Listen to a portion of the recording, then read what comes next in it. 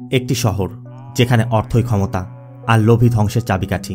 সেই শহরেই একজন ভিখারি, যার জীবন ছিল শুধুই বেঁচে থাকার লড়াই, হঠাৎ করে পায় অঢেল সম্পত্তির সুযোগ। কিন্তু এই সম্পদ কি তাকে মুক্তি দিবে, নাকি টেনে নিয়ে যাবে এক মরণ ফাঁদে? হ্যালো ফ্রেন্ডস, দিস ইজ প্লাবন অ্যান্ড ওয়েলকাম টু প্লাবন ওয়ার্ল্ড। বলছি 2025 সালে মুক্তি পাওয়া ক্রাইম ড্রামা থ্রিলার মুভি কুবেরার কথা। কুবেরা এমন একটি গল্প যেখানে প্রতিটি পদক্ষেপ একটি ষড়যন্ত্র, আর প্রতিটি সিদ্ধান্ত জীবন মরণের প্রশ্ন। যেখানে একজন সাধারণ ভিখারি একটি দুর্নীতির সাম্রাজ্যকেই পাল্টে দেয়। বঙ্গোপসাগরে ভারত সরকারের একটি তেল গ্যাস রিসার্চ বেস। গত 7 বছর যাবৎ সাগরতলে তেল এবং গ্যাসের মজুদের তল্লাশি করা হচ্ছিল। অবশেষে এখানে তেলের সন্ধান পাওয়া যায়, আর এই তেল কোনো সাধারণ তেল নয়, পৃথিবীর সবথেকে পিওরেস্ট অয়েল রিজার্ভ। আর এই তেলের সন্ধান পেয়ে সবাই আনন্দ উল্লাস করছে। তবে এখানের চিফ ইঞ্জিনিয়ার, গ্লোবাল এন্টারপ্রাইজের সিইও নিরাজকে কল করে অয়েলের বিষয়টি জানায়। নিরাজ শুধু জানতে চায় বিষয়টা কতজন জানে, আর ইনফরমেশন লিক হওয়ার কোনো সুযোগ আছে কিনা। ইঞ্জিনিয়ার বলে সবাই তো সেলিব্রেট করছে, তবে সকাল পর্যন্ত ম্যানেজ করতে পারবো। আর এরপরই নিরাজ তার প্রাইভেট চপার নিয়ে দিল্লিতে গিয়ে পেট্রোলিয়াম এবং গ্যাস মিনিস্টার সিদাপ্পার সাথে দেখা করে এবং তাকে বলে 14 trillion cubic ton oil reserve. আগামী 15 বছরের তেল এবং গ্যাস পাওয়া গেছে, যে কোনো মূল্যে আমি এটা চাই। সিদাপ্পা বলে, তেল এমন এক খাজানা যা পুরো সরকার নাড়িয়ে দিতে পারে। এজন্য আমার অন্যদেরও রায় নিতে হবে, কারণ 1 বছর পর ইলেকশন। তেল পাওয়ার খবর পেলে আমরা আরেক টার্ম জিততে পারবো। তবে নিরাজের কথা, তেল পেয়েছেন ডিক্লেয়ার করলে পাবলিক ভাববে এটা তাদের হক, আর আমার থেকে কিনে তাদেরকে দিলে পাবলিক ভাববে এটা আপনি দিয়েছেন। তেলের খবর প্রকাশ করলে আপনি হয়তো 1 টার্ম জিতবেন, আর আমাকে দিলে 2 টার্ম জিততে পারবেন। আপনি শুধু আমাকে জানান কাকে কত দিতে হবে। সিদাপ্পা নিরাজের প্রস্তাবে রাজি হয়ে যায়, আর ওই রাতেই নিরাজ ওই রিসার্চ বেজে আগুন লাগিয়ে দেয়। সাথে ওই বেজে কাজ করা হাজারো শ্রমিক যারা তেলের বিষয়ে জানত সবাই মারা যায়। পরবর্তী দিনে সরকারের পক্ষ থেকে জানানো হয়, সরকার এতদিন অনেক চেষ্টা করেছে, টাকাও ঢেলেছে, আর পরিণতিতে এত মানুষের মৃত্যু, তাই সরকার আর এই প্রজেক্ট কন্টিনিউ করবে না। সাথে নিহতদের পরিবারকেও 20 লক্ষ টাকা করে দেয়া হবে। এরপর সিদাপ্পা সবার সাথে কথা বলে, মানে নিজ পার্টি, অপোজিশন পার্টি, মিডিয়া সব মিলিয়ে 1 লক্ষ কোটি টাকার একটি লিস্ট দেয়, যার 50,000 কোটি টাকা ব্ল্যাক মানি আর 50,000 কোটি টাকা হোয়াইট মানি হিসেবে পুরোটাই ক্যাশ দিতে হবে। নিরাজ লিস্টটি নিজের কাছে রেখে দিচ্ছিল। তবে সিদাপ্পার কথা, আপনি লিখে নিন, হ্যান্ডরাইটিংও ফাঁসাতে পারে, আর ভুলক্রমেও যদি এই বিষয়টা ফাঁস হয়ে যায় তবে চাপে পড়ে আপনাকেও আমাকে অ্যারেস্ট করাতে হবে। মানে টাকা নিবে লক্ষ কোটি, কিন্তু কোনো রিস্ক নেবে না। এই জন্য নিরাজের বাবা মিত্র বলে, আমাদেরও তাই করতে হবে, টাকা আমরাই দিব, কিন্তু কোথাও আমাদের নাম আসবে না। নিরাজ বলে, তুমি চিন্তা করো না বাবা, এমন কাজ করার জন্য অনেক এক্সপার্ট আছে। কিন্তু মিত্রর কথা, এমন কাজের জন্য এক্সপার্ট তো তুমি অনেককেই পাবে, কিন্তু ভরসা করার মতো মানুষ পাওয়া খুব কঠিন। মিত্র সিবিআই অফিসার দীপকের কথা বলে, যে এ পর্যন্ত 1000-এর উপর কেস সলভ করেছে, এমনকি আমাদের অফিসের রেট দিয়েও 100 কোটি টাকা উদ্ধার করেছিল। দীপক একজন সিনসিয়ার এবং অনেস্ট ব্যক্তি। তবে অনেক নিষেধ করার পরও একজন মিনিস্টারের বাড়িতে রেড করায় উল্টো দীপককে ফাঁসিয়ে দেওয়া হয়েছিল। এজন্য ওর 10 বছরের কারাদণ্ড হয়েছে, 5 বছর যাবৎ জেল খাটছে। নিরাজের কথা, ও কেন আমাদের কথা মানবে? মিত্র বলে, মানবে না, ওকে মানাতে হবে, কারণ একমাত্র দীপকের মতো ব্যক্তি আমাদের এই কাজটি এখন করে দিতে পারবে। সিং চলে যায় জেলে। এই হচ্ছে সেই সিবিআই অফিসার দীপক, 5 বছর যাবৎ জেল খাটছে। আর এ হচ্ছে দীপকের স্ত্রী দীপা। দীপকের একটি মেয়েও আছে, তবে দীপকের মেয়ে জানে না দীপক জেলে আছে। দীপা তার মেয়েকে বলেছে তার বাবা দুবাইতে, আমেরিকায় বিভিন্ন জায়গায় ব্যবসা করে বেড়ায়, এই জন্যই বাড়িতে আসে না। তবে 5 বছর এভাবে কাটাতে পারলেও দীপা আর এখন মেয়ের প্রশ্নের উত্তর দিতে পারছে না। তবে এভাবে আর কতদিন?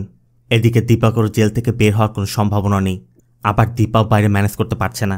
এরপরে নিরাজ দীপকের সাথে দেখা করে এবং দীপককে বলে, আমি জানি তুমি বিনা দোষে জেল খাটছ, আর এটাও জানি আগামী 10 বছর তোমাকে জেল থেকে বের হতে দেওয়া হবে না, কিন্তু আমি তোমাকে জেল থেকে বের করার ব্যবস্থা করব। যে সম্মান তুমি হারিয়েছ, যে লাইফ তুমি হারিয়েছ, আমি তোমাকে সব ফিরিয়ে দিব। তোমাকে শুধু আমার হয়ে কাজ করতে হবে।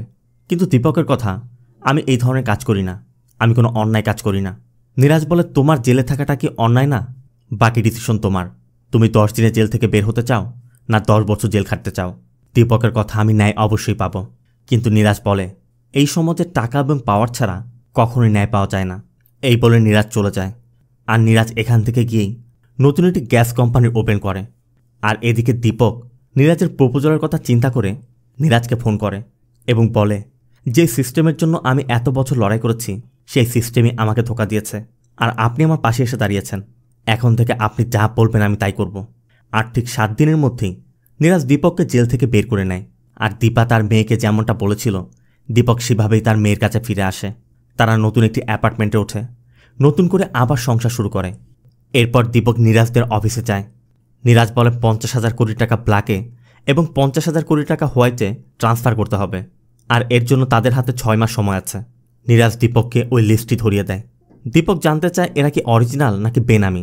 নীরাজ বলে সবই বেনামি, তবে এরা কারা সেটা জানার চেষ্টা করবে না, আর এমনভাবে কাজটা করতে হবে আগামী 50 বছরেও যেন তাদেরকে ট্রেস করতে না পারা যায়। সাথে নীরাজ এটাও বলে দেয় যে এখানে আমি যা কিছু করব তুমি কখনই আমাকে কোনো প্রশ্ন করতে পারবে না। দীপক ওই লিস্টে থাকা নামগুলো লিখে রাখে এবং বলে আমার জন্য আলাদা অফিস দরকার, আর ওরা যেমন বেনামি নামে টাকা ট্রান্সফার করাচ্ছে আপনারাও তাই করুন। এমন 4 জন ব্যক্তি যাদের সাথে আপনাদের কোনোরকম কোনো লিঙ্ক নেই তাদের নামে 4টি ফেক কোম্পানি ক্রিয়েট করে ওই কোম্পানিগুলোর মাধ্যমে টাকা ট্রান্সফার করানো হবে। আর যদি কোনো সময় ইনভেস্টিগেশন হয়ও এই বেনামিদের কখনোই লিঙ্ক খুঁজে বের করা যাবে না। আপনারা পুরো সেফ থাকবেন। মিত্রর কথা অপরিচিত লোকেদের নামে কোম্পানি খুললাম, তাদের নামে এত টাকা দিয়ে দিলাম, যদি তারা সব কিছু প্রকাশ করে দেয়, যদি টাকা নিয়ে পালিয়ে যায় তখন আমরা কি করব? দীপকের কথা এমনটা যারা করবে না তেমন ব্যক্তি খুঁজে বের করতে হবে, তবে এর জন্য দীপকের কিছু সময় দরকার। এরপর দীপক অফিস থেকে বের হতেই রাস্তার জ্যামে কয়েকজন ভিখারিকে দেখতে পায়, আর ভিখারিদের দেখেই দীপকের মাথায় একটা বুদ্ধি আসে। দীপক আবার নীরাজ এবং মিত্রর সাথে দেখা করে এবং বলে বেনামি পেয়ে গেছি, আমরা ভিক্ষুকদের দিয়ে কাজটি করাবো, কারণ ওরা অশিক্ষিত। ব্যাংক ব্যালেন্স, ব্যাংক ট্রান্সফার এই সম্পর্কে ওদের কোনো আইডিয়াই নেই। ওরাই আমাদের এই কাজের জন্য উপযুক্ত। প্রথমে আমরা বেছে বেছে 4 জন ভিখারিকে নিয়ে আসব, এরপর আমাদের মতো করে ওদের নাম, প্যান কার্ড, আধার কার্ড সব তৈরি করব। এখানে কি হচ্ছে না হচ্ছে ভিখারিরা কিছুই বুঝতে পারবে না, আর এদের সম্পর্কে কেউ জানতেও আসবে না, খুঁজতেও আসবে না। একবার আমাদের কাজ হয়ে গেলে এদেরকে যেখান থেকে নিয়ে আসা হবে আবার সেখানেই ফিরিয়ে দিব। আর দীপকের এই প্রস্তাবে নীরাজ রাজিও হয়ে যায়। নীরাজ বলে যত দ্রুত সম্ভব কাজ শুরু করে দাও। আর পাটিল নামে এক ব্যক্তির কথা বলে যে ও আমাদের ভরসামান ব্যক্তি, ওকে নিয়ে কাজ করো। এরপর দীপক বের হলে নীরাজ তার বাবা মিত্রকে বলছিল একবার যদি আমাদের কাজ হয়ে যায় আমরা ওই ভিখারিদের ফেরত পাঠাবো না, ওদের মেরে ফেলবো, কারণ আমি কোনোরকম কোনো প্রমাণ রাখতে চাই না। কিন্তু মিত্রর কথা দীপককে এটা মানবে? নীরাজ বলে সেটা আমি দেখব, ওকে কীভাবে ম্যানেজ করতে হয় আমি জানি। এখান থেকে সিন চলে যায় তিরুপতি। আমাদের কয়েকজন ভিখারিকে দেখানো হয়, আর এদের মধ্যে এই ভিখারির নাম হচ্ছে দেবা। দেবা তার পালিত কুকুরটি নিয়ে ভিক্ষা করছে। ঠিক তখনই এক ভিক্ষুক রাস্তা পার হওয়ার সময় একটি লাল রঙের গাড়ি তাকে চাপা দিয়ে চলে যায়, আর দেবা সেটা দেখা মাত্রই ওই কারটিকে ধরার চেষ্টা করে, কিন্তু ধরতে না পেরে আবার ফিরে আসে। যে মারা গেছে সে একজন ভিক্ষুক, তাই না পুলিশ তাকে ধরছে না কর্পোরেশন লোকজন তাকে গাড়িতে তুলছে। এই জন্য ভিক্ষুকেরা মিলেই কর্পোরেশনের কুকুরের গাড়িতে ওই বডিটি তোলে। আর যাওয়ার সময় এখানের আরেক ভিখারি দেবাকে কিছু টাকা দিয়ে বলে দেয় কিছু লাকড়ি দিয়ে অন্তত জ্বালিয়ে দিস, পরবর্তী জন্মে যেন ভিখারি হয়ে না জন্মাতে হয়। এরপর তারা ওই ভিখারির বডি নিয়ে একটি ময়লার ডাম্পয়ার্ডে চলে যায়, আর দেবারা কয়েকজন মিলে কিছু লাকড়ি জুগিয়ে ওই ভিখারির সৎকার করে। আর এরপর রাতের বেলা সবাই একত্র হয়, মূলত এই জায়গাতেই সবাই থাকে। দেবা খুবই সাদাসিধে স্বভাবের একজন মানুষ, পড়াশোনা একদমই জানে না, তবে একবার যেটা দেখে সেটা মনে রাখতে পারে। যদিও এখানে যারা ভিক্ষা করে তাদের জীবনের উপর থেকে মায়া উঠে গেছে, কেউই এমন জীবন বাঁচতে চায় না, তবে দেবা বাঁচতে চায়। এর মধ্যে পাটিল তার লোকজন নিয়ে আসে এবং সব ভিখারিকে অফার করে যে তোমাদের থাকার জায়গা দেয়া হবে, 3 বেলা ভালো খাবার পাবে, পোশাক পাবে, যদি তোমরা আমাদের অফারে রাজি হও আমাদের সাথে আসতে পারো। অবশ্য কয়েকজন রাজিও হয়, তবে এর ভিতর থেকে তারা দেবাকে সিলেক্ট করে। আর এরপর দেবাকে তিরুপতি থেকে নিয়ে আসা হয়। এখানে আমাদের দেবার ছোটবেলার একটি দৃশ্য দেখানো হয়। দেবা একদিন তার মায়ের সাথে রাস্তা দিয়ে যাচ্ছিল, তখন একটি কার এসে দেবার মাকে চাপা দিয়ে চলে যায়। আর দেবার মা মারা যাওয়ার আগে দেবাকে বলে গিয়েছিল আমি তো চলে যাচ্ছি, কিন্তু যেভাবে হোক তোকে বেঁচে থাকতে হবে, আমি উপর থেকে তোকে দেখব। ওই সময়ের পর থেকে দেবা অনাথ। পাটিলদের এখন দেবার মতো আরও 3 জন লোক দরকার। এজন্য তারা বিভিন্ন রাজ্যে ঘুরে ঘুরে ভিখারিদের ভিতর থেকে সুস্থ সবল দেখে খেলু, দীপ্পিয়া এবং খুশবু নামে একটি মেয়েকে নিয়ে আসে। আর এই হলো তাদের 4 জন ভিখারি। তবে এদের মধ্যে খুশবু প্রেগনেন্ট, তাই খুশবু ওয়াশরুমে গিয়ে তার পেট দেখছিল। এদিকে খেলু ছিল একজন চোর, তাই খুশবুর অনুপস্থিতিতে খেলু খুশবুর বাক্স থেকে টাকা চুরি করে। আর খুশবু ফিরে এসেই তার ব্যাগ খোলা দেখে বুঝতে পারে টাকা চুরি হয়েছে। অবশ্য দেবা ইশারা করে দেখিয়ে দিলে খুশবু খেলুকে মারধর করতে শুরু করে। আর এখানে হট্টগোল দেখে পাটিলের সহযোগী রোবো এসে প্রথমে খেলুকে মারধর করে, চুরির অপরাধে খেলুর একটি দাঁত উঠিয়ে নেয়। এমনকি সবাইকে বলেও দেয় এরপর থেকে কোনোরকম হট্টগোল করার চেষ্টা করলে তোদেরকে মেরে ফেলব। আর এরপরই দীপক আসে, কিন্তু দীপক এসে দুর্গন্ধে আর দাঁড়াতে পারছে না। তাই দীপক বলছিল বাইরে গিয়ে কথা বলি, কিন্তু দীপক তখন খেলুর রক্ত দেখে বুঝতে পারে খেলুকে মারা হয়েছে। তাই দীপক রোবোকে বাইরে রেখে বলছিল, ওদের কেউ যদি কিছু করে তুই আমাকে বলবি, কারো গায়ে হাত তুলতে পারবি না। আর দেবা তখন উকি দিয়ে দীপকের এই কথাগুলো শুনছিল। এরপর সবাইকে নিচে নিয়ে দীপক সবার সাথে পরিচয় হয়, সাথে পাটিলকে বলে যে আপাতত তাদের হেয়ার কাট এবং শেভিং করাও আর বেসিক বাথরুম ট্রেনিংটা দাও। এর মধ্যে খুশবু বলে ওঠে, স্যার অনেক ক্ষুধা লেগেছে, কিছু খেতে দিন। দীপক জানতে চায় তোমরা কি খেতে চাও। তখনই দেবার মনে পড়ে ছোটবেলা দেবার থেকে বয়সও বড় একটি ছেলে দেবাকে ঠিক এভাবেই বলতো তুই কি খাবি। আর দীপক তাদের কাছে খাওয়ার বিষয়ে জানতে চায় দেবার তার ছোটবেলার কথা মনে পড়ে যায়। এরপর দীপক চলে যাচ্ছিল, আর দীপককে যেতে দেখে খেমু দীপকের সামনে হাত পেতে কিছু চায়। দীপক তখন বলে, এভাবে হাত পেতে কিছু চাইতে হয় না, এভাবে হাত উঠে হাই বলতে হয়। এরপর নিরাজ দীপককে একটি প্রাইভেট ইয়টে নিয়ে যায়, আর সেখানে নিরাজের 1 লক্ষ কোটি টাকা ক্যাশ রাখা। দীপক বলে 50,000 কোটি টাকা যেহেতু ব্ল্যাকে দিতে হবে, আগে সেটাই পাঠিয়ে দিই, যেমনটা নির্বাচনের সব বন্টন করা হয়। আর বাকি যে 50,000 কোটি টাকা হোয়াইটে দিতে হবে, সেজন্য প্রথমে আমাদের ভিখারিদের নামে বিদেশে কোম্পানি খুলতে হবে। এরপর তাদের ওই কোম্পানির ব্যাঙ্ক অ্যাকাউন্টে হুন্ডির মাধ্যমে 50,000 কোটি টাকা সুইস ব্যাঙ্কে ট্রান্সফার করতে হবে। এরপর ওই টাকাকেই ঘুরিয়ে ইন্ডিয়ায় নিয়ে আসব। কিন্তু নিরাজের কথা, এই ভিখারিদের দেখে কেউ মনে করবে যে এরা কোনো কোম্পানির সিইও। দীপক বলে তার জন্য এদেরকে ট্রেনিং দেওয়া হবে, আর ট্রেনিং শেষ হলে আমরা ভিসার জন্য অ্যাপ্লাই করব। তবে দীপক বলে এই 4 জনের মধ্যে একটি মেয়ে আছে, ও আবার প্রেগনেন্ট, তাই আমি ভাবছি ওকে ফেরত পাঠিয়ে অন্য কাউকে নিয়ে আসব। কিন্তু নিরাজের কথা, একবার যেহেতু ওকে এখানে আনা হচ্ছে, ও এখানে সম্পর্কে অনেক কিছু জানতে পেরেছে, নতুন করে কাউকে আনা রিস্কি হয়ে যাবে, তাই ওকে দিয়ে কাজে লাগাও। এদিকে ওই 4 ভিখারিকে হেয়ার কাট দেওয়া হচ্ছে, শেভিং করানো হচ্ছে, মানে যাকে যেটা প্রয়োজন করা হচ্ছে।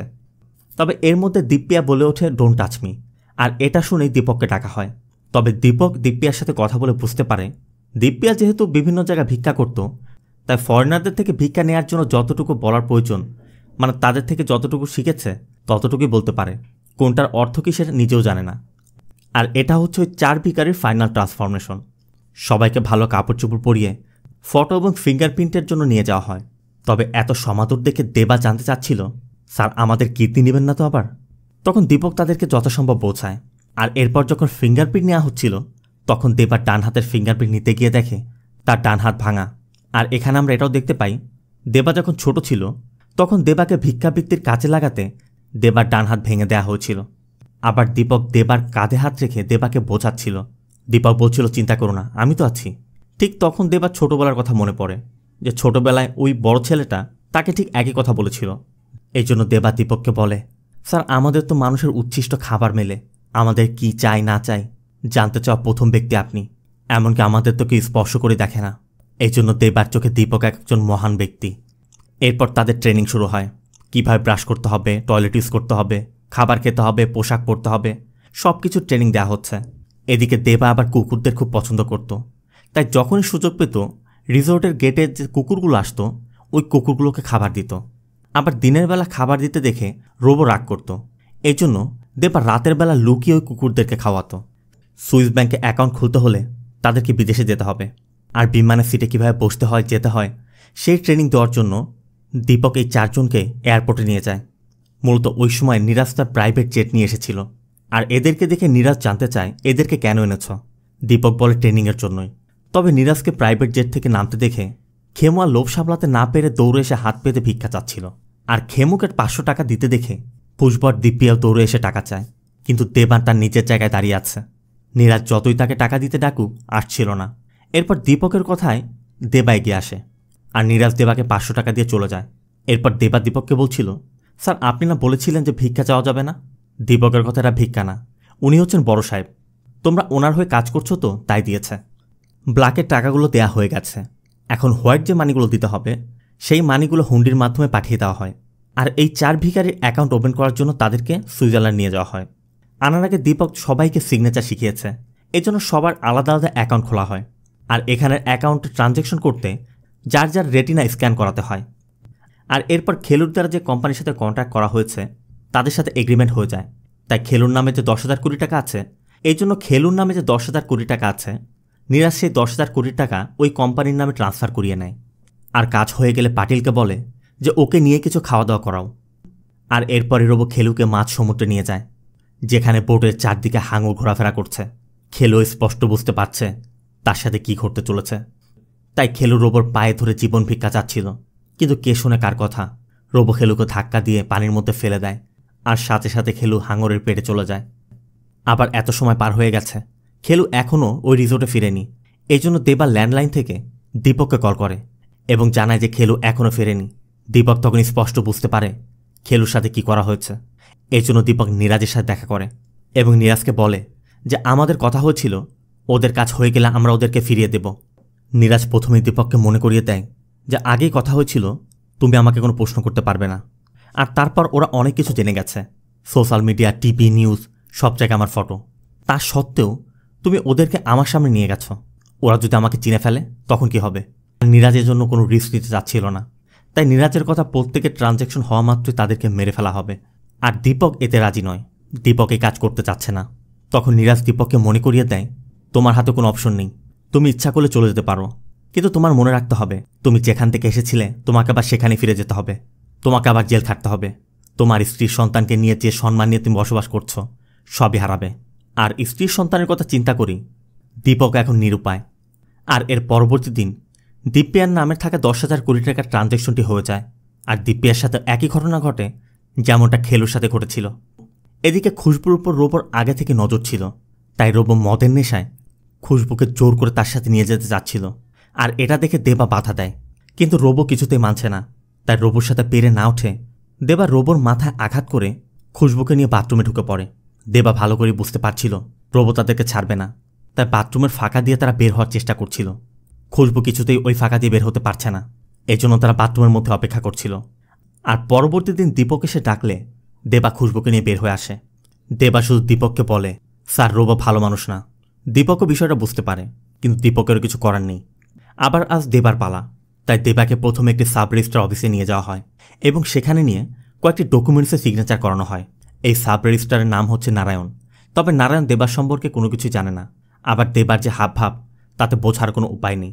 এরপর নারায়ণের কথা মতো নারায়ণের একটি ফ্ল্যাটে গিয়ে নারায়ণকে বিপুল পরিমাণ টাকা দেওয়া হয়। তার মানে এখানে একটি অবৈধ ডিল হয়েছে। আর এজন্য নারায়ণ দেবাকে তার কার্ডটি দিয়ে বলে দেয় স্যার এরপর যখনই প্রয়োজন পড়বে আমাকে কল করবেন। এরপর দেবার ট্রানজ্যাকশন করাতে নিয়ে যাওয়া হয়। আর তখনই দেবা দীপককে বলে স্যার রোবোকে আমি মেরেছি, কারণ রোবো খুশবুর সাথে এমনটা করতে যাচ্ছিল। আর এটা শোনার পরই দীপক রোবোকে বলে যে তুই কেন এমনটা করতে যাচ্ছিলি, ও তো প্রেগনেন্ট। কিন্তু দীপকও তো কোনো ভালো কাজ করছে না, তাই দীপকও রোবোদেরকে কিছু বলতে পারছে না। এরপর দেবার রেটিনা স্ক্যান করিয়ে দেবাকে পাঠিয়ে দেওয়া হয়। দীপকও তখন সোফায় শুয়ে রেস্ট করছিল। আর এদিকে রোবো দেবাকে মারতে মারতে নিয়ে যাচ্ছিল। তবে যাওয়ার সময় দেবা জানে তার হিসু পেয়েছে, না থামলে গাড়ির মধ্যে করে দিবে। এজন্য বাধ্য হয়ে রোবো গাড়ি থামিয়ে দেবাকে জঙ্গলের পাশে নিয়ে যায়। অন্যদিকে দেবার অ্যাকাউন্ট থেকে ট্রান্সফার করার সময় সার্ভার এরর হওয়ার কারণে ট্রান্সফারটি ক্যান্সেল হয়ে যায়। আর এটা দেখে দীপকের তো মাথা নষ্ট। দীপক দ্রুত রোবোকে কল করে এবং যে কোনো মূল্যে দেবাকে ফিরিয়ে আনতে বলে। তবে রোবো ফিরে তাকাতেই দেখে দেবা পালিয়েছে, আশেপাশে কোথাও খুঁজে পাওয়া যাচ্ছে না। এটা শোনা মাত্র দীপকও চলে আসে, আর পুরো দল নিয়ে সবাই এখন দেবাকে খুঁজে বেড়াচ্ছে। এদিকে দেবা আশেপাশে কিছুই চেনে না। দেবা হাঁটতে হাঁটতে রেলওয়ে স্টেশনে চলে যায়। আর স্টেশনের বাইরে কয়েকজন ভিখারিকে আগুন পোহাতে দেখে দেবাও তাদের পাশে বসে যায়, কারণ দেবা তো নিজেকে তাদের মতোই ভাবছে। কিন্তু তারা দেবার পোশাক আশাক দেখে দেবার থেকে দূরে সরে যায়। আর দেবা ওটা বুঝতে পেরে স্টেশনের ভিতরে চলে যায়। আর ঠিক এখানেই দেবার সাথে সামিরার পরিচয় হয়। দেবা বেঞ্চে বসা মাত্র মাথা ঘুরিয়ে পড়ে যায়। আর সামিরা এটা দেখতে পেয়ে দেবাকে জাগানোর চেষ্টা করে, কিন্তু দেবা কিছুতেই জাগছে না। ঠিক তখনই দুজন পথচারী এখান থেকে যাওয়ার সময় দেবার মুখে পানি দিয়ে দেবার জ্ঞান ফিরিয়ে আনে। আর তারা চলে যেতেই সামিরা দেবার কাছে জানতে চাচ্ছিল তুমি কিছু খাবে? দেবা বলে হ্যাঁ খাবো। সামিরা বলে তাহলে টাকা দাও। দেবা বলে আমার কাছে তো টাকা নেই। এই জন্য সামিরা নিজের ব্যাগ থেকে একটি চকলেট এনে দেবাকে দেয়। আর দেবাও সেটা খেয়ে নেয়। কিন্তু দেবা যেভাবে চকলেট খাচ্ছে তাতে দেবার সুটবুটের মান সম্মান একদমই শেষ। দেবা ওই চকলেটটি খেয়ে বেঞ্চের উপর শুয়ে পড়ে। আর এরপর সামিরা এখানে থাকা তার বান্ধবীকে কল করে। আর তাদের কথা আমরা এটাও জানতে পারি সামিরা রাজু নামে একটি ছেলেকে ভালোবেসে বাড়ি থেকে পালিয়ে এসেছে। রাজুরও একই ট্রেনে আসার কথা ছিল, কিন্তু সামিরা আসার সময় তার সাথে কোনো টাকা পয়সা নিয়ে আসেনি। রাজুর কাছে টাকা পয়সা সবকিছু। এই জন্য রাজু তাকে ধোকা দিয়ে তার সাথে আসেনি। সামিরাও এখন এখানে এসে বিপদে পড়েছে, বাড়িতেও ফিরে যেতে পারছে না, এই জন্য বসে বসে কাঁদছে। সামিরার বান্ধবী বলছিল তুই আমার এখানে আয়, এরপর তোর পরিবারের সাথে কথা বলে একটা কিছু ব্যবস্থা করা যাবে। কিন্তু সামিরা স্পষ্টই জানে সে বাড়িতে যেতে পারবে না, তাই সামিরা ট্রেনের নিচে ঝাঁপ দিতে যাচ্ছিল, কিন্তু দেবা সামিরাকে বাঁচায়। এরপর সামিরা সেখান থেকে চলে যাচ্ছিল, আর দেবা যখন সামিরার পিছু পিছু বলছিল আম্মা ফোনটা দিবেন, আম্মা একবার ফোনটা দিন, দীপক স্যারকে কল করতে হবে। এত বড় দামড়া একটা ছেলে সামিরার মতো সুন্দরী মেয়েকে আম্মা বলে ডাকছে, সামিরাও বেশ অবাক হচ্ছে। তবে যাই হোক, সামিরা তার ফোনটি দেয়, আর দেবা সাথে সাথে দীপকের নম্বরে কল করে, আর ফোন করেই বলছিল স্যার আমি দেবা বলছি, রবু নিশ্চয়ই খুশবুর সাথে কিছু একটা করবে। আর এই কথাটি ভয়েসমেলে রেকর্ড হয়ে যায়। আর এরপর দীপক তার কারে ফিরে ফোনে এই মেসেজটি দেখতে পায়। সাথে সাথে দীপক এক হ্যাকারকে কল করে দ্রুত এই নম্বরটি ট্রেস করতে বলে। আর এদিকে দেবা সামিরাকে বলছিল আপনি যেখানেই যান দয়া করে আমাকে কোনো একটা মসজিদের সামনে নামিয়ে দিয়ে আসুন, আমার খুব ক্ষুধা পেয়েছে। এরপর সামিরা একটু অর্থে ওঠে, আর দেবার কথা চিন্তা করে দেবাকেও তার সাথে নিয়ে যায়। আর সামিরা তার বান্ধবীর বাড়িতে যাওয়ার সময় দেবাকে হাজি আলীর সামনে নামিয়ে দিয়ে যায়। এদিকে দীপকরা সামিরার নম্বর টেস্ট করে সামিরার খোঁজে সামিরার বান্ধবীর বাড়ি পর্যন্ত পৌঁছে যায়। দীপক দেবার ফটো দেখিয়ে জানতে চায় এই ব্যক্তি তোমার ফোন থেকে কল করেছিল। সামিরা বলে এই ব্যক্তি আমাকে অনুরোধ করলে একটি কল করবে, তাই আমি ফোনটি দিয়েছিলাম, এছাড়া আমি একে চিনি না। দীপক জানতে চায় তুমি এত রাত স্টেশনে কি করছিলে। পিছে আবার সামিরার বান্ধবীর বাবা মা ছিল, এই জন্য সামিরা দীপককে ছাদে নিয়ে যায়। আর সামিরার সাথে কি কি ঘটেছে সামিরা পুরোটা খুলে বলে, এমনকি এটাও বলে দীপক দেবার ফটো দেখানোতে সামিরার বান্ধবীর বাবা মা এখন ভাবছে সামিরা হয়তোবা দেবার সাথে পালিয়েছে। আর দীপকের এভাবে জিজ্ঞাসাবাদ করতে আসায় আশেপাশের বাসিন্দারাও সামিরাকে নিয়ে বিভিন্ন ধরনের কথা বলতে শুরু করেছে। তবে হাজি আলীর কথা জানতে পেরেই দীপকরা হাজি আলীর উদ্দেশ্যে বেরিয়ে পড়ে। আর দেবাকে দেখা যায় হাজি আলী থেকে মুসল্লিদের সাথে খেতে বসেছে। তবে যখনই সে খাবার খাবে ঠিক তখনই রবুদেরকে দেখতে পেয়ে খাওয়া ফেলে কোনো রকমের জীবন নিয়ে পালায়। সিন চলে যায় পরদিন সকালে, দেবা তীরে এসে ভিড়েছে। আর এখানে আমাদের দেবার ছোটবেলার একটা দৃশ্য দেখানো হয়।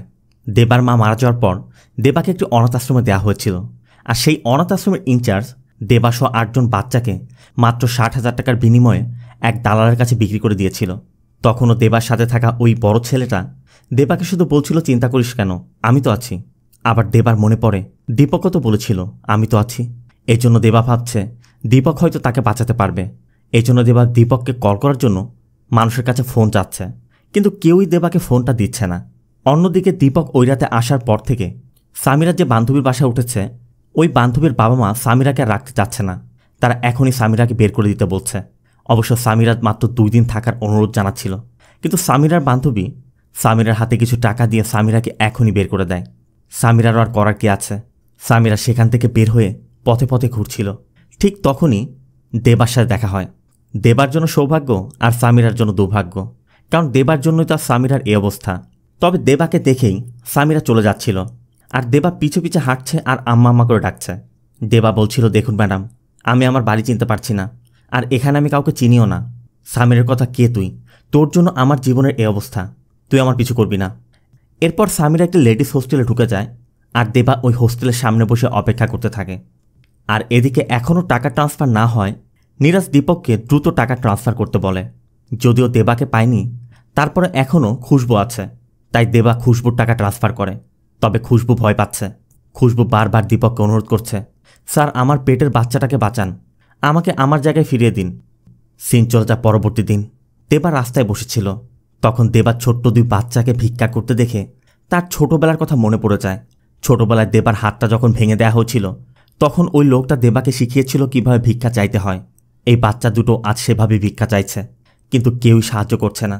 বাচ্চা দুটো ক্ষুধার্ত, তাই দেবা তার জামা খুলে পাশ থেকে একটি লাঠি নেয় এবং ল্যাংড়ার অভিনয় করে আশেপাশে যে মানুষগুলো ছিল তাদের থেকে ভিক্ষা তুলে ওই বাচ্চা দুটোকে খাওয়ায়। আর তখনই দেবার দীপকের কথা মনে পড়ে। এই জন্য দেবা ওই রিসোর্ট খুঁজতে শুরু করে যেখানে তাদেরকে রাখা হয়েছিল। আর এভাবে খুঁজতে খুঁজতে একসময় দেবা ওই রিসোর্টে চলে যায়। আর দেবাকে দেখা মাত্রই ওই রিসোর্টের সিকিউরিটি গার্ড দীপককে কল করে জানিয়ে দেয় যে দেবা ফিরে এসেছে। তবে দেবা ওই রিসোর্টে ঢুকেই দেখে খুশবু এখানে নেই, তবে খুশবুর জিনিসপত্র এখানে আছে। আর এই জিনিসপত্রের মধ্যে খুশবুর ওই টাকা রাখার বাক্সটাও রয়েছে। খুশবু দেবাকে বলে গিয়েছিল আমি যদি না থাকি এই বাক্সটা তোর। যেহেতু খুশবু এখানে বাক্স রেখে গেছে তার মানে খুশবু আর নেই। এদিকে দীপক আর তার লোকজনও চলে এসেছে, তারা পুরো রিসোর্ট ঘিরে রেখেছে। দেবা এখন পর্যন্ত ভাবছিল দীপক হয়তোবা তাকে বাঁচাবে, কিন্তু দেবা দেখে দীপক রোবোকেই সান্ত্বনা দিচ্ছে। আর এটা দেখেই দেবা বুঝতে পারে, কারণ দীপকও তাদেরই লোক, আর এরা দীপকের কথা মতোই চলছে। এর জন্য দেবা ওয়াশরুমে লুকিয়ে পড়ে। আর এরপর দীপক যখন দেবাকে বারবার ডাকছিল, দেবা শুধু একটি কথাই বলে, আপনি আগে থেকে সবকিছু জানতেন। এরপর দেবা বাথরুমের ওই ফাঁকা দিয়ে পালিয়ে যায়, ঠিক যেমনটা সে ছোটবেলায় পালিয়েছিল। দেবার ওই রিসোর্ট থেকে বের হয়ে পাশের জঙ্গলে ঢুকে পড়ে। রোবো এবং তার লোকজন দেবার পিছু করতে শুরু করে। এরপর দেবা একটা গাছের গুড়ির নিচে লুকিয়েছিল। তবে রোবোরা খুঁজতে খুঁজতে দেবাকে পেয়েও যায়। আর রোবো যখন দেবাকে মারছিল, কিছু কুকুর এসে রোবোকে বাধা দেয়। এই কুকুরগুলো মূলত সেই কুকুর যে কুকুরগুলোকে প্রতি রাতে দেবা খাবার খাওয়াতো। তাই দেবাকে মারতে দেখে ওই কুকুরগুলো রোবোর উপর আক্রমণ করে দেবাকে বাঁচায়। আর দেবাও এখান থেকে সামিরার হোস্টেলে গিয়ে হোস্টেলের মধ্যেই বেহুশ হয়ে পড়ে। সাথে সাথে দেবাকে নিকটস্থ হসপিটালে নেওয়া হয়। এদিকে নীরাজও জেনে গেছে দেবা পালিয়েছে। আর এটা জানার পর নীরাজ পুরো অফিস ভাঙচুর শুরু করেছে, কারণ 1-2 টাকা নয়, 10,000 কোটি টাকা। নীরাজ এখন দীপকের উপর বিশ্বাস করতে পারছে না, কারণ নীরাজ ভাবছে দীপক হয়তোবা দেবার উপর দয়া করে দেবাকে পালাতে সাহায্য করেছে। এই জন্য নীরাজ দীপককে শেষবারের মতো একটি সুযোগ দেয়। আর দেবা যে রেজিস্ট্রার নারায়ণের সাথে দেখা করেছিল, নীরাজ পাটিলকে দিয়ে ওই রেজিস্ট্রারের খুন করায়। এদিকে দীপক হসপিটালে গিয়ে রোবট থেকে জানতে পারে রোবোরা দেবাকে তিরুপতি থেকে এনেছিল। তার মানে তিরুপতিতে গেলে হয়তোবা দেবাকে খুঁজে পাওয়া যেতে পারে। এদিকে হসপিটালে দেবার জ্ঞান ফিরেছে। সামিরা বারবার জানতে চাইছে, তুই কে? তুই কেন আমার পিছে পড়েছিস? তোকে তো আমি চিনি না। দেবা বলে, আমি তিরুপতিতে ভিক্ষা করতাম, এখানে এনে ভালো খাইয়েছে, ভালো কাপড় পরিয়েছে, জানি না এখন কেন পিছে পড়েছে। সামিরা বলে, সত্যি তুই ভিখারি? আর তোর সাথে আমি পালিয়েছি? এর মধ্যে নার্স এসে জানায় তাদের বিল পেমেন্ট করতে হবে। অবশ্য দেবার কাছে টাকা চাইলে দেবা স্পষ্ট বলে দেয়, আমার কাছে কোনো টাকা নেই। এই জন্য সামিরাও সুন্দর মতো কেটে পড়ে। আর অন্যদিকে দীপককে দেখা যায় তিরুপতিতে ওই বাবার কাছে গিয়েছে। আর তার থেকে জানতে পারে দেবা যখন 10 বছর ছিল তখন এখানে এসেছিল। আর দেবার ব্যাপার সব কিছু জানার পর দীপক ওই সব ব্যক্তির সাথেও দেখা করে যাদের থেকে দেবা পালিয়ে এসেছিল। এদিকে হসপিটাল থেকে বিলের জন্য বারবার সামিরাকে কল করছে। এই জন্য সামিরা বাধ্য হয়ে হসপিটালে আসে। আর দেবার কাছে টাকা চাইলে দেবা খুশবুর ওই বক্সটি দেয়। আর ওই বক্সের ভিতর যে টাকাগুলো ছিল আর সামিরার কাছে যে অবশিষ্ট টাকা আছে, সব মিলে হসপিটালে বিল পরিশোধ করে। এদিকে আবার দীপকের মনে পড়ে ওই বাবা দীপককে বলেছিল দেবা এমন এক ব্যক্তি, কেউ যদি কখনো ওর সাহায্য করে ও তার কথা কখনোই ভুলতে পারবে না, তার আশেপাশে ঘুরঘুর করতে থাকবে। এই জন্য দীপক সাথে সাথে সামিরাকে কল করে আর জানতে চায় দেবার সাথে দেখা হয়েছিল কিনা।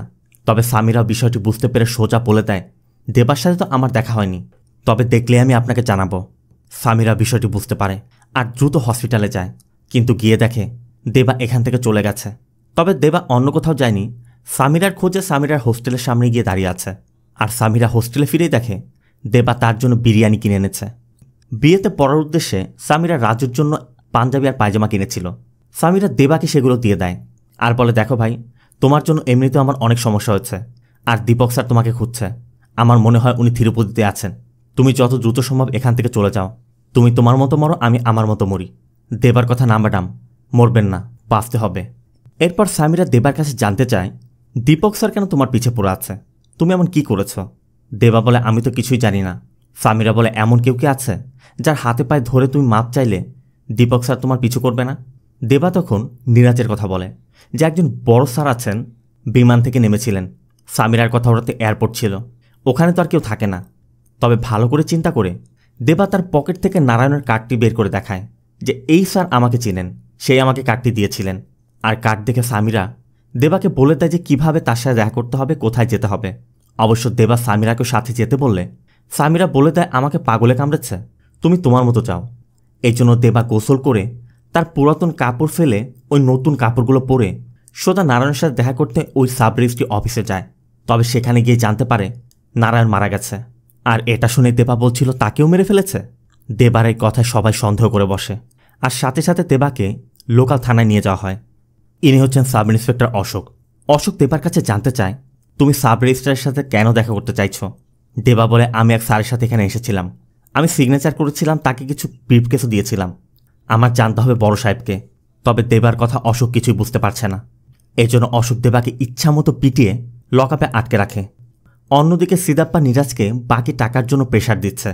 আর নীরাজের চাপে দীপক সামিরার লেডিস হোস্টেলে গিয়ে সামিরার মাথায় গান ধরলে সামিরা বাধ্য হয়ে বলেই দেয় দেবা নারায়ণ নাম এক সাব রেজিস্ট্রারের কার্ড দেখিয়েছিল, ওখানে তার সাথে দেখা করতে গিয়েছে। এদিকে দেবা বারবার অশোককে বলছে, স্যার আমি ওই স্যারকে কয়েকটা ব্রিফকেস দিয়েছিলাম, কিন্তু অশোক কিছুই বিশ্বাস করছে না। তবে তখনই পত্রিকার মধ্যে নীরাজের ফটো দেখেই দেবা বলে ওঠে, স্যার এটাই তো বড় সাহেব, এর সাথে তো আমি দেখা করেছিলাম। আর এটা শোনা মাত্রই অশোক থানা থেকে সবাইকে বের করে দেয় এবং দেবার কাছে জানতে চায়, তুমি কোথায় ওই ব্রিফকেসগুলো দিয়েছিলে? দেবা বলে, স্যার আমি জায়গার নাম বলতে পারবো না, তবে আমি আপনাকে নিয়ে যেতে পারবো। এর জন্য দেবা অশোককে নারায়ণের প্রাইভেট ফ্ল্যাটে নিয়ে যায়, যেখানে নারায়ণের সাথে ডিলটা হয়েছিল।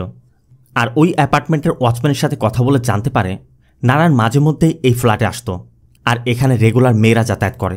এমনকি ওয়াচম্যানের কাছে বলা আছে, কোনো মেয়ে এসে যদি ওল্ড মাঙ্ক বলে তাহলে তাকে চাবি দিতে হবে। এরপর চাবি নিয়ে ফ্ল্যাটে গিয়ে তল্লাশি করে ফ্ল্যাটের গোপন চেম্বারের মধ্যে বিপুল পরিমাণ স্বর্ণের বার এবং লাগেজ ভর্তি টাকা পাওয়া যায়। আর এগুলো দেখে অশোকের এখন বিশ্বাস হচ্ছে যে দেবা সত্যি বলেছে। তবে এর মধ্যে থানা থেকে অশোককে জানিয়ে দেয় দেবা আর গঙ্গারাম নামে এক ব্যক্তির মধ্যে 100 কোটি টাকার ফেক ল্যান্ড ডিল হয়েছিল, এগুলো মূলত সেগুলোরই ঘুষ। তবে গঙ্গারামের অ্যাড্রেস নিয়ে অশোক ওই অ্যাড্রেস ভেরিফাই করতে চায়, আর সেখানে গিয়ে জানতে পারে এই নামে এখানে কেউই নেই। এই গঙ্গারাম মূলত এমপি সীতারামের বেনামি অ্যাড্রেস। অন্যদিকে দীপক সাব রেজিস্ট্রি অফিসে এসে জানতে পারে দেবাকে পুলিশে দেওয়া হচ্ছে, আর থানায় গিয়ে জানতে পারে অশোক দেবাকে নিয়ে তদন্তে বের হয়েছে। এই জন্য দীপক অশোকের কাছে যাচ্ছে। এদিকে দেবার ক্ষুধা পেয়েছে, তাই অশোককে জানালে অশোক দেবাকে বিরিয়ানি খাওয়ায়। দেবা যখন খাচ্ছিল অশোক তখন দেবাকে বলছিল, তোকে দেখে আমার দয়া হচ্ছে, তোকে ব্যবহার করে কোটি কোটি টাকা এখান থেকে ওখানে করা হচ্ছে, আর তুই বেচারা কিছুই জানিস না, কিছুই বুঝতে পারছিস না। দেবা জানতে চায়, স্যার কোটি কোটি টাকা কত টাকা হয়? অশোক বলে, এত টাকা ধর তিরুপতি, মুম্বাই, এই যে আশেপাশে 2-4টা রাজ্যের যতগুলো ভিখারি আছে এদের থাকার জায়গা, খাওয়ার ব্যবস্থা, চিকিৎসা সব কিছু হয়ে যাবে এত টাকা। আর তোর নামে তাদের এত টাকা, তোকে ওরা ছাড়বে না। দেবার কথা এমনটা যদি হয়ে থাকে তাহলে টাকা নিয়ে আমাকে ছেড়ে দিতে বলুন। তবে অশোকদের কথার মধ্যেই দীপক আর তার দলবল চলে আসে, আর দীপকদের দেখেই দেবা পালানোর চেষ্টা করছিল।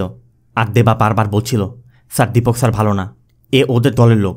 এই জন্য অশোক দেবাকে বাঁচাতে দীপককে গান পয়েন্ট করে, আর দীপকও একসময় অশোককে গুলি করে মেরে ফেলে।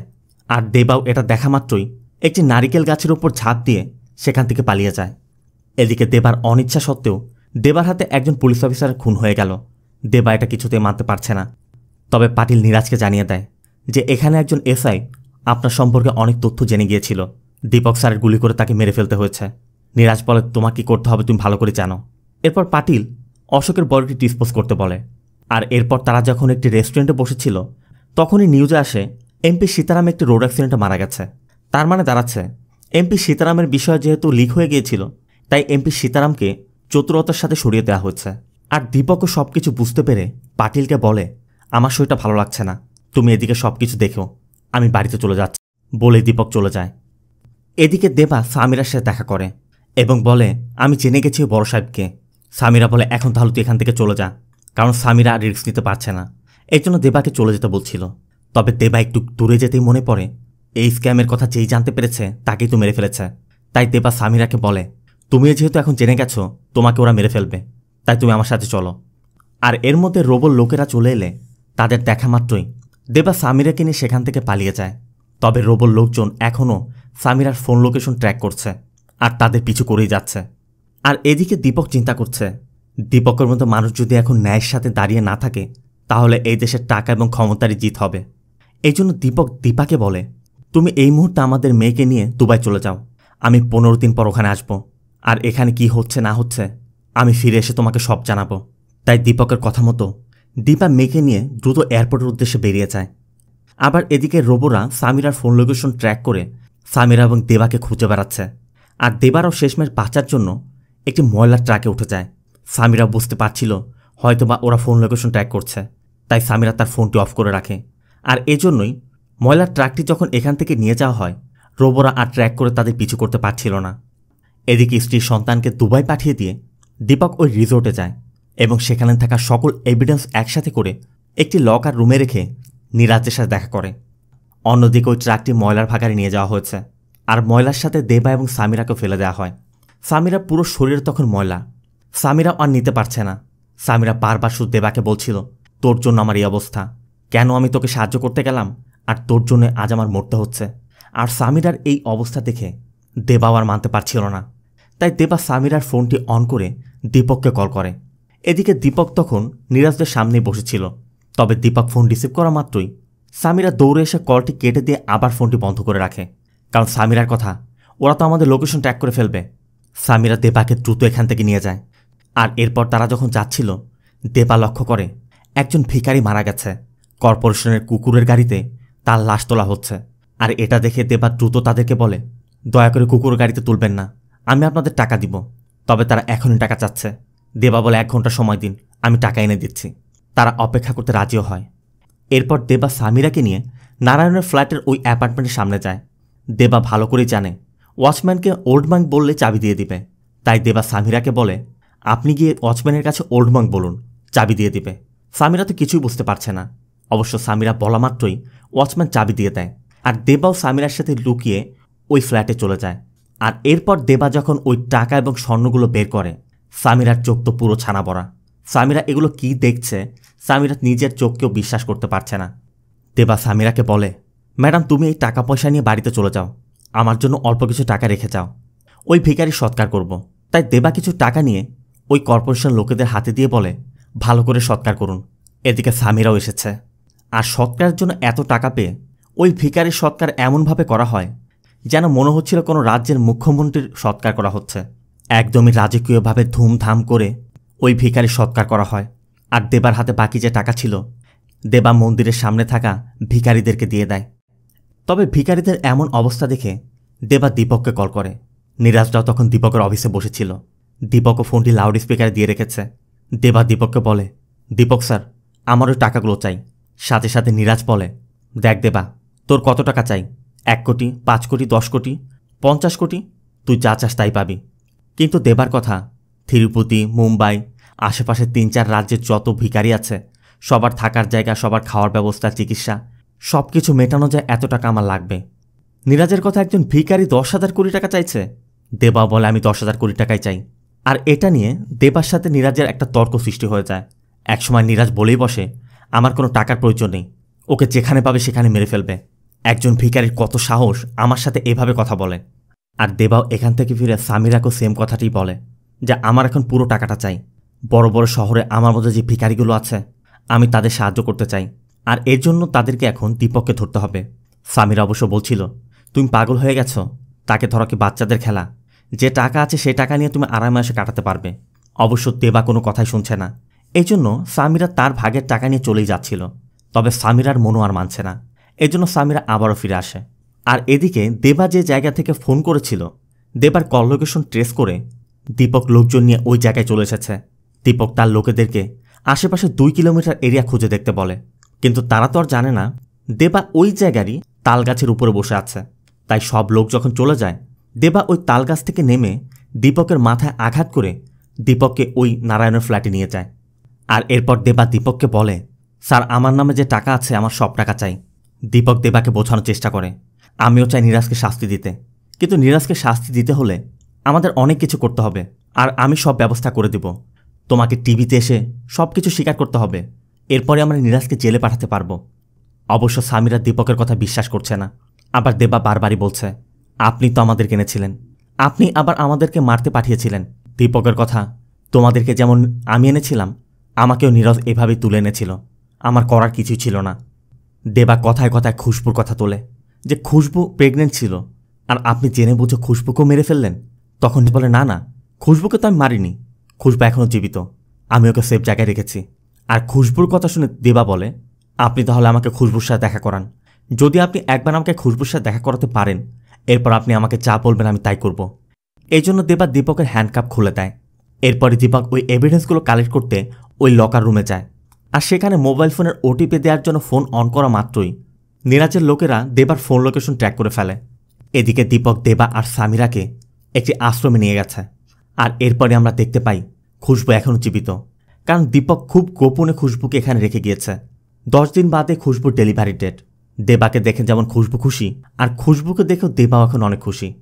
তবে এখানে খুব বেশি সময় দেরি করা যাবে না, এই জন্য দীপক দেবাদেরকে নিয়ে যাচ্ছিল। আর যখনই তারা বের হবে, ঠিক তখনই লক্ষ্য করে নীরাজের লোকেরা চলে এসেছে। সাথে সাথে দীপকরা আশ্রমের মধ্যে লুকিয়ে পড়ে। তবে পাটিল, রোবো এবং নীরাজের লোকেরা ওই আশ্রমে ঢুকে তাদের উপর তাণ্ডব চালায়। একসময় দীপক যখন পেরে উঠতে পারছিল না, তখন সবাই মিলে যখন পালানোর চেষ্টা করে, খুশবু পা পিছলে পড়ে খুশবুর ব্লিডিং শুরু হয়। দেবাও তাই খুশবুকে কাঁধে তুলে দৌড়ে পালানোর চেষ্টা করছিল, আর দীপকও ওদের সামনে ঢাল হয়ে দাঁড়িয়ে আছে। দীপক কোনো মতে দেবা, সামিরা এবং খুশবুকে গেটের বাইরে পাঠিয়ে দেয়, আর গেটের এপারে বসে একাই সবার সাথে লড়াই করতে শুরু করে। দীপক শুধু গেটের এই পাশ থেকে দেবাকে বলে, দেখ রে দেবা, আমি তোর ওই উমেশ ভাইয়াই রে, খুশবুর খেয়াল রাখিস। এরপর দীপক মারা যায়, আর এদিকে খুশবু একটি ছেলে সন্তানের জন্ম দিয়ে খুশবুও মারা যায়। দেবার সামিরা খুশবু এবং দীপকের সৎকার করে। এরপর সামিরা দেবাকে বলছিল, দেবা, এখন আমরা এই অবুঝ বাচ্চাকে নিয়ে কত পালিয়ে বেড়াবো? দেবার কথা আমরা কেন পালাবো? সামিরা বলে, এই পুরো দুনিয়া ওদের। দেবার কথা, এই দুনিয়া শুধু ওদের না, এই দুনিয়া আমারও, আর আমি এখন আমার জায়গা আদায় করে নিব। আর এখান থেকে দেবার সংগ্রামের শুরু। নীরাজের সকল তথ্য দীপক ওই ব্যাগের মধ্যে দিয়ে গিয়েছিল, তাই দেবারা ওই ব্যাগে থেকে তথ্য নিয়ে নীরাজের যে ক্যাশ টাকা রাখা ছিল সেই ভান্ডার থেকে টাকা বের করে, আর একটি ট্রাক ভর্তি টাকা নিয়ে নীরাজের অ্যাপার্টমেন্টের সামনে ফেলে আসে। আর এরপরে পুরো শহর তোলপাড় শুরু হয়ে যায়। এত টাকা নীরাজের বাড়ির সামনে কে রেখে গেল? সিদাপ্পাও নীরাজকে ডাকে এবং ভালো করে ওয়ার্নিং দিয়ে দেয় যে একবার যদি আমাদের কোনো কিছু ফাঁস হয়ে যায় তাহলে আমি তোমাকে জেলে পাঠাবো, আমি তোমাকে বাঁচাতে পারবো না। নীরাজও বুঝতে পারছে না নীরাজ এখন কী করবে। তবে নীরাজ বাড়িতে গিয়ে দেখে নীরাজের বাবা মিত্র একটি ভিডিও দেখছে, আর এই ভিডিওটি মূলত দীপক মারা যাওয়ার আগে নীরাজের বিরুদ্ধে সব স্টেটমেন্ট দিয়ে গেছে। মিত্র জানায় কেউ একজন আমাদের সিকিউরিটির কাছে পেন ড্রাইভ দিয়ে গিয়েছে। ঠিক তখনই দেবা নীরাজকে কল করে এবং বলে, দীপক স্যার আমার কাছে যা যা দিয়ে গেছে আমি সব প্রকাশ করে দিব। নীরাজরা ভালো করে জানে এই সব কিছু প্রকাশ পেয়ে গেলে তারা শেষ হয়ে যাবে। এই জন্য নীরাজ বলে, দীপক তোমার কাছে যা যা দিয়ে গেছে সব তুমি আমাকে দিয়ে দাও, তার বিনিময়ে তোমার যা চাই আমি তোমাকে তাই দিব। তোমার কি চাই তুমি বলো। দেবা তখন বলে, স্যার আপনি বলেছিলেন আমাদের মতো ভিখারির থেকে কুকুরও ভালো, আমাদের মেরে ফেললেই কি, আপনি আমাদের মতো একদিন ভিক্ষা করে দেখান। আর ভিক্ষা করার কথা শুনে নীরাজ এবং নীরাজের বাবা মিত্র দেবার কাছে অনুরোধ করছিল, অন্য কিছু চাও, প্লিজ তুমি অন্য কিছু চাও। দেবা বলে, যেভাবে আমাকে বলছেন ঠিক সেইভাবে আপনারা ভিক্ষা করুন, বলেই কল কেটে দেয়। এদিকে দেবাকে যে তারা ধরবে, দেবার তো কোনো ঠিকানা নেই, কারণ ভিখারিদের কোনো ঠিকানা থাকে না, তাকে কোথায় খুঁজবে? নীরাজ তখন বলে, ভিখারিদের যেহেতু ঠিকানা থাকে না তাই ভিখারি হয়ে আমিও ভিখারিকে খুঁজব। দেবা যেহেতু একদিনের কথা বলেছে, নীরাজ তাই ওই একদিন ভিক্ষা করার সিদ্ধান্ত নেয়।